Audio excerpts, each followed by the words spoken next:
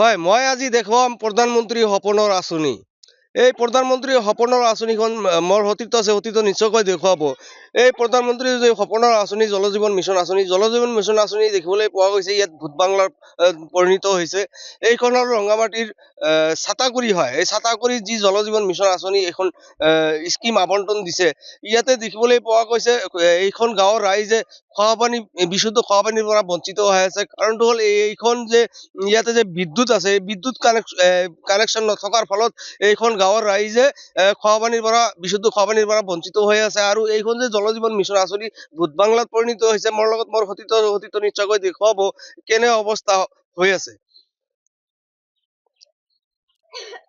যিহেতুকৈ এইখন গাঁৱৰ ৰাইজে এই বিশুদ্ধ খোৱাপানীৰ পৰা বঞ্চিত হৈ আছে, নিশ্চয়কৈ ক'ব লাগিব এইখন যি জল জীৱন মিছন আঁচনিৰ অধীনত দেখিবলৈ পোৱা যায় যে চিফ এক্সিকিউটিভ ইঞ্জিনিয়াৰ আৰু ইঞ্জিনিয়াৰ এইখন যি জল জীৱন মিছন আঁচনি বনাইছে, এই যি ঠিকাদাৰে বনাইছে, এই ঠিকাদাৰৰ লগত নিশ্চয়কৈ ক'ব লাগিব যে তেওঁৰ মিতৰালি আছে। এই মিতৰালি থকাৰ ক্ষেত্ৰত এইখন জল জীৱন মিছনক লৈ কোনো ধৰণৰ পদক্ষেপ গ্ৰহণ নকৰাৰ একমাত্ৰ কাৰণ হ'ল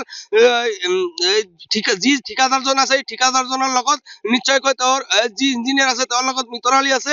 সেই ক্ষেত্ৰত দেখিবলৈ পোৱা গৈছে জল জীৱন মিছনখন ভূত বাংলাৰ দৰে পৰিণত হৈছে। এইখন গাঁৱৰ ৰাইজে খোৱাপানী, বিশুদ্ধ খোৱাপানীৰ পৰা বঞ্চিত হৈ আছে। ইয়াতে বিদ্যুৎ সংযোগ নথকাৰ ফলত এই ক্ষেত্ৰত মই মন্তব্য ল'বলৈ চেষ্টা কৰিম ইয়াৰে স্থানীয় ৰাইজ আছে, স্থানীয় ৰাইজৰ পৰা। হয়, কিমান দিনৰ পৰা বঞ্চিত হৈ আছে এই বিশুদ্ধ খোৱাপানীৰ পৰা? যিহেতু ইয়াতে দেখিবলৈ পোৱা নাই বন্ধ হয়ে আছে। একদিন পানি দিয়ে কোনোরকম খালি ক্যামেরা করে গেছে, আর পানি দেয় নাই, পানি একদিনও পায় নাই। কিমান দিনৰ পৰা এক বালতি পানিও খোৱা নাই। হ্যাঁ, কিমান দিনৰ পৰা বিকল হৈ আছে? প্রায় 6 মাসের বেশি হল।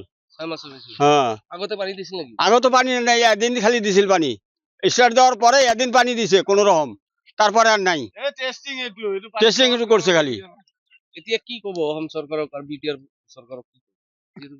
কি কম আর, আমার ইমান টাকা পয়সা খরচ করে যদি পাবলিকের কোনো সুবিধাই না হয় তাহলে কি লাভটা হয়েছে? খালি কন্ট্রাক্টরের পেট ভরা। পাবলিকে যদি কোনো সুবিধা না পায় তাহলে কি লাভ হইলো? এই জমা জমি আটকাইয়া তারপরে এই ঘর দরজা করে কি লাভ হইলো? কোনো লাভই তো হয় নাই। হয়, ইতিমধ্যে মন্তব্য লৈছো, যিহেতু এখেতে এইখন গাঁৱৰ স্থানীয় ৰাইজৰ পৰা মন্তব্য লৈছে। এখেতে কৈছে যে কোটি কোটি টকা যি ধন ইয়াতে আবণ্টন দিছে, আবণ্টন দিয়াৰ ক্ষেত্ৰত যি জল জীৱন মিছন আঁচনি, ইয়াতে যি আঁচনিৰ ধন আবণ্টন দিয়া হৈছে, কিন্তু ইয়াতে বনাইছে ঠিকই, ইয়াৰ পৰা বিশুদ্ধ পানী এতিয়ালৈকে এইখন গাঁৱৰ ৰাইজে পোৱা নাই। যি জল জীৱন মিছন আঁচনি যি প্ৰধানমন্ত্ৰীয়ে নিজে কৈছিল হৰ ঘৰ জল হৰ ঘৰ নল, কিন্তু দেখিবলৈ পোৱা গৈছে ঠিকে আছে, কিন্তু যি আঁচনি ইয়াতে আঁচনিৰ নামত ধন আবণ্টন দিছে, এই আঁচনিখন বিকল হৈ আছে। ইয়াতে বিদ্যুৎ সংযোগ নথকাৰ ফলত এইখন গাঁৱৰ ৰাইজে বিশুদ্ধ খোৱাপানীৰ পৰা বঞ্চিত হৈ আছে। এই ক্ষেত্ৰত কোকৰাঝাৰ জিলা প্ৰশাসনে কেনেধৰণৰ পদক্ষেপ গ্ৰহণ কৰিব আৰু জল জীৱন মিছনৰ যি বিষয়ববীয়া আছে, বিষয়ববীয়া কেনেধৰণৰ পদক্ষেপ গ্ৰহণ কৰিব, সেয়া হ'ব সময়ত লক্ষণীয়। যিকোনো খবৰৰ বাবে যোগাযোগ কৰক 7099017330 লগতে 7099017110 নম্বৰত।